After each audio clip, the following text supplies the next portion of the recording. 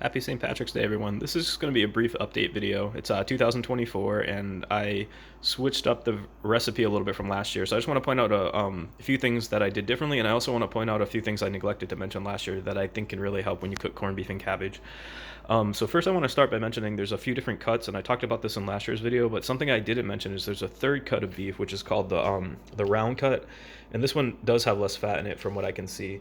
But I'm gonna always go with the point cut, which is here. One pointer is when you put it in the Dutch oven, and I didn't point this out last year. What I do is I put the fat side, I put the fat side up. So the fat, there's like a slab of fat underneath here. You can't see it from the packaging, but I'm gonna put that upward this way.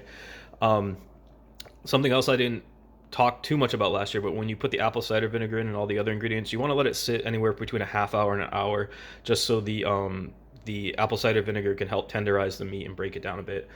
So yeah, those are the few main pointers I think I didn't mention last year. One other thing is you want to bring it up to a boil, and I cook it with the lid on. I didn't specify that last year, but the thing is, once you bring it up to a boil, you want to lower it down to a simmer. So you don't want to boil it the entire 3 hours. You just want to bring it up to a boil and just have it at a strong simmer for 3 hours. And what I do is I keep the lid on. I check on it every, I don't know, half hour or so, just to make sure it's not like a roaring boil, so it doesn't overcook it. A few other things to mention. This year I did fresh ginger, so I actually did not do the ground ginger. I just sliced up a few pieces of that and threw it in. Star anise, I went with that again. It came out really good.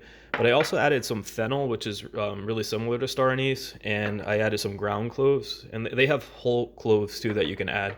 But I wanted to mention the fennel especially because it might be hard for you in your area to find this. This is I believe it's a Chinese herb or spice, but fennel is super related, and the spice packet that they give you in these, I think it already has fennel in it. So pretty much what I'm doing with the cloves and the fennel is I'm just adjusting the ratio. So I just have McCormick's here, which you pretty much can find at any grocery store across the country.